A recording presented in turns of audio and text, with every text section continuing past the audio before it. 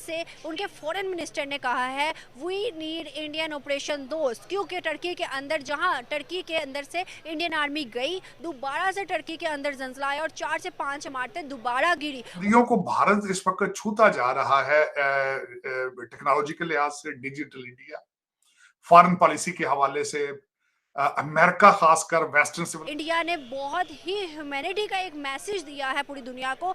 एक रात के अंदर 140 पासपोर्ट देकर टर्की के अंदर इंडियन आर्मी भेजी है। यहाँ पर इंडिया के साथ दुश्मनी निभाने में लगे रहे हैं और इंडिया आप देखें कहां से कहां पहुंच गए, 5वीं बड़ी इकॉनमी बन गया। इतनी जितनी इंडिया ने किया, आज टर्की की नज़र में पाकिस्तान बुरा और इंडिया अच्छा हो गया। और एक और स्टेटमेंट ट्विटर पे ट्वीट हो रही थी जहां पर किया जा रहा था वाह वाह इंडिया, तू तू पाकिस्तान। दोस्तों, अच्छा, पाकिस्तान का फट गया ढोल, बीच बजरिया खुल गई पोल पुराना। इंडिया के वजीर खारजा एस जयशंकर का कहना है कि पाकिस्तान का मुस्तकबिल बड़ी हद तक पाकिस्तान के अपने इक़दामात और इंतखाबात से तय होगा।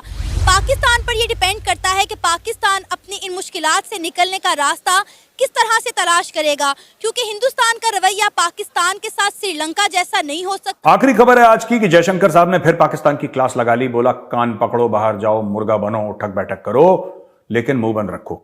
तो नून लीग के पहले भी मोदी साहब के साथ बड़े अच्छे ताल्लुकात रह चुके हैं, तो उन्हें चाहिए कि मोदी साहब से बात करें और अपनी जो ट्रेड है वो उसके थ्रू करें। कि इस वक्त हमारा तोरखम का बॉर्डर बंद है और संडे वाले दिन वहां पे फिर दोबारा फायरिंग हुई है।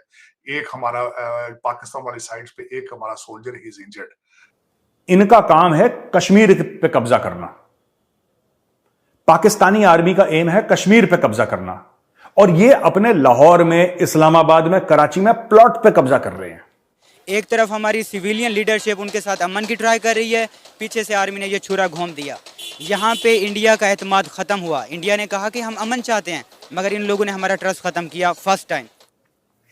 जिन्ना ने इस्लाम के नाम पे पाकिस्तान बनाया, ठीक है, जिन्ना ने इस्लाम के नाम पे पाकिस्तान बनाया, चलो बना दिया।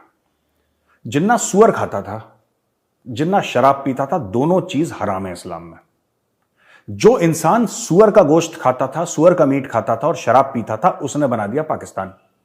जय हिंद दोस्तों, नॉइस टीवी इंडिया में आपका स्वागत है। दोस्तों, रिसेंटली हमारे foreign minister S Jaishankar sir से एक सवाल पूछा गया कि इस वक्त पाकिस्तान का हालत बहुत ख़राब है और पाकिस्तान डिफ़ॉल्ट होने के कगार पर है।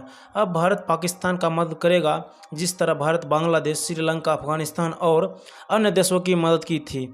तो इस पर दोस्तों हमारे foreign minister S Jaishankar sir ने कहा कि भारत और पाकिस्तान का रिलेटेड दोस्ती वाला रिलेशन नहीं है और पाकिस्तान को इस हालत के जिम्मेवार खुद पाकिस्तान है, जिसके लिए भारत कोई मदद नहीं करने जा रहा है पाकिस्तान को। और दूसरी खबर यह है कि टर्की में फिर एक बार अर्थक्वेक आया है, जिसकी वजह से फिर कई सारे बिल्डिंग टूट गए हैं और कई लोगों की डेथ भी हुई है। इसलिए टर्की ने भारत से अपील किया है कि भारत फिर एक बार ऑपरेशन दोस्त को चालू करे, और भारत ने तुरंत रिस्पॉन्ड करते हुए टर्की की मदद करने का फैसला ले लिया है और 140 पासपोर्ट भी बना दिया है इंडियन आर्मी के लिए।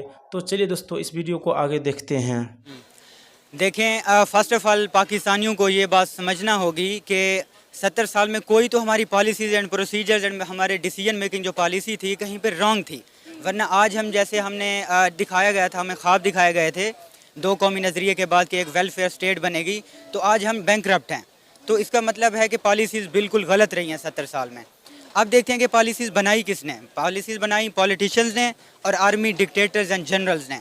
पाकिस्तान के 70 साल में 40 साल आर्मी के हो गए, 30 साल सिविलियन लीडर्स के हो गए। अच्छा, डिसीजंस बनाए गए गलत। अब जब पाकिस्तान 70 साल बाद बैंकरप्ट होने लगा है, तो हमें चाहिए कि हम अपनी टोटल जो पॉलिसी है, हमारी जो फॉरेन पॉलिसी है, हम उसमें 180 डिग्री का चेंज लाएं।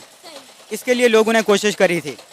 पाकिस्तान का मसला ये है कि इंडिया के साथ अगर पॉलिटिकल लीडर्स चाहते हैं कि हम अमन लाएं, तो आर्मी नहीं चाहती। अगर आर्मी चाहती है तो फिर पॉलिटिकल लीडर्स नहीं चाहते। I like to give you some examples. जब 1999 या 98 में नवाज शरीफ की हुकूमत आई थी, तो उनका लाहौर डिक्लेरेशन और अटल बिहार वाजपेयी आए थे। तो मतलब Pakistan was very near to get long term peace with India. मगर वो कैसे ये सारा काम डिस्टर्ब हो गया, मुशर्रफ ने कारगिल कर दिया और इवन नवाज शरीफ को पता ही नहीं था। हम अगर रिपोर्ट्स देखें तो ये 2-3 जनरल्स का काम था जिन्होंने ये काम करा। ठीक है, एक तरफ हमारी सिविलियन लीडरशिप उनके साथ अमन की ट्राई कर रही है, पीछे से आर्मी ने ये छुरा घोंप दिया। यहाँ पे इंडिया का एतमाद ख़त्म हुआ। इंडिया ने कहा कि हम अमन चाहते हैं, मगर इन लोगों ने हमारा ट्रस्ट ख़त्म किया। First time. सेकंड टाइम हो गया जी, मुशर्रफ ने कहा कि जी हम अमन करेंगे। मुशर्रफ ने काफ़ी सारी कोशिशें भी की। 8 साल बाद मुशर्रफ को लगा कि इंडिया के साथ अमन होना चाहिए, हालांकि वही बंदा जिसने ये काम ख़राब करा था। फिर काफ़ी सारे डायलॉग्स हुए, डिसाइड हुआ मनमोहन सिंह के साथ। उसके बाद मेरे ख्याल में हाँ 26/11 हो गया, मुंबई में अटैक हो गए, फिर ये सीन हो गया। मतलब ये है कि अजमल कसाब से पूछा गया, मतलब उसकी इन्वेस्टिगेशन करी गई तो पता चला कि it's Pakistani terrorism linked with this incident. आपको पता है कि अभी रिसेंटली जावेद अख्तर साहब लाहौर आए हुए थे, तो उन्होंने भी इस इंसिडेंट का जिक्र किया जो पाकिस्तानियों को काफ़ी बुरा लगा। यस। तो मुशर्रफ के दौर पे ये इंसिडेंट हुआ। इससे इंडिया का जो ट्रस्ट है ना वो बिल्कुल ख़त्म हो गया कि यार Pakistan is never going to improve and have better relation with India. तो इससे जब नरेंद्र मोदी की गवर्नमेंट आई, अब देखें तीसरा प्राइम मिनिस्टर नरेंद्र मोदी लाहौर में आया, नवाज शरीफ से मिला। फिर भी क्या हुआ कि उसके बाद कोई नवाज शरीफ को हटा दिया गया, ठीक है। फिर पुलवामा अटैक हो गया। उसके बाद मोदी ने कहा कि हम ऐसी पॉलिसी बनाएंगे कि हम बस अब पाकिस्तान से मन करने वाले नहीं हैं। तो ये उनकी एक एक्सट्रीमिस्ट आइडियालॉजी हो गई।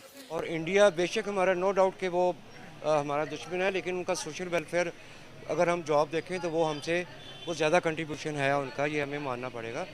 तो लेकिन यह है कि हम तुर्की वाले हमारे मुसलमान भाई हैं और हम दुखी इस घड़ी में उनके साथ हैं। मैं मान लेती हूँ हमारे जज्बात उनके लिए बहुत उदास हैं और हम उनके साथ भी हैं, लेकिन सर हम फैक्ट को झुठला नहीं सकते। अगर हम देखें हमारे यहाँ से अमदाद जो गई है वो वही अमदाद गई है जो फ्लड के दिनों में उन्होंने हमें भेजी थी। और बहुत बहुत बहुत ज़्यादा इंसल्ट की बात ये कि वहाँ पर जब ये खोली गई अमदाद तो उन्होंने कहा कि हम आपको अमदाद वापस भेज रहे, अपनी अमदाद अपने पास रखो, हमें नहीं चाहिए, हमारी अमदाद हमारे मुँह पर मारो, ये बात कही गई। सर क्या समझते हैं हमने फिर क्या अमदाद किया उनके साथ? ये तो गवर्नमेंट लेवल पे चाहिए कि उनको हम जितना मैक्सिमम सपोर्ट कर सकते हैं करना चाहिए। सर क्यों नहीं किया? ये तो जो गवर्नमेंट में लोग बैठे हैं उनसे पूछना चाहिए। सर अगर हम देखें यूएन के अंदर हमेशा कश्मीर इशू पर हमारा टर्की ने बहुत साथ दिया, हम वो भूल गए हैं। आज हमारी बारी आई है तो हम पीछे हो गए हैं। जी नो डाउट के हमारा कश्मीर इशू पे उन्होंने हमारा साथ दिया है, बल्कि ना सिर्फ कश्मीर इशू पे बल्कि जब भी इस्लाम और मुसलमान की जब भी बात आती है तो तुर्की की स्टेटमेंट हमेशा सबसे अच्छी है। और हमारे मैं समझता हूँ कि हम मुसलमानों के दिलों की वो तर्जमानी कर रही होती है, जबकि हमारी गवर्नमेंट ऑफ पाकिस्तान की तरफ से ऐसा कोई इतना ऐसा बयान नहीं हो रहा होता है कि जो हम लोगों के बयान या जज्बात की तर्जमानी कर रहा हो। सर अगर हम देखें टर्की की आज मदद नहीं की गई इतनी जितनी इंडिया ने किया। आज टर्की की नज़र में पाकिस्तान बुरा और इंडिया अच्छा हो गया। और एक और स्टेटमेंट ट्विटर पर ट्वीट हो रही थी जहाँ पर किया जा रहा था वाह वाह इंडिया तू पाकिस्तान। सर अगर हम देखें तो इंडिया के झंडे टर्की में लहराए जा रहे हैं। टर्की की जो वुमेन्स हैं वो इंडियन आर्मी की वुमेन्स को बोसा दे रही हैं, गले लगा रही हैं और थैंक यू के नारे लगा रहे हैं। जब वो जा रहे थे तो सर क्लैप किया जा रहा था, रोया जा रहा था। सर आज वो अच्छे हो गए हैं। हमारे किसकी वजह से हमारी इमेज खराब